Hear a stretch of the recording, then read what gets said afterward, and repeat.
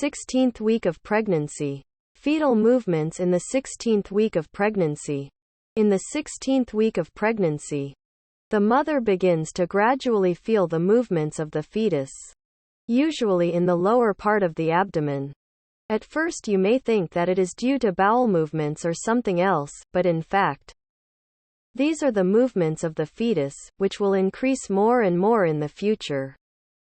The feeling of fetal movements usually begins in the 20th week of pregnancy, especially in cases of first pregnancy, while it is in the 16th week of pregnancy in subsequent pregnancies.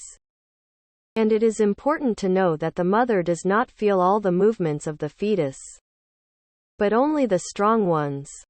In addition, the size of the abdomen grows to the point where it becomes impossible to hide it, and everyone begins to notice that you are pregnant. Fetal development in the 16th week of pregnancy. The development of the fetus during this period is as follows. Small details in the fetus's body are in the final stages of development. It is now about 11.6 centimeters long and weighs 100 grams. The thyroid gland, which produces hormones that affect the body's metabolism, begins to function. Nails appear on the tips of the fingers of the fetus. The fetus begins to exercise by movements and gradually becomes more flexible and more active. Examinations in the 16th week of pregnancy. Among the necessary examinations during this period are the following.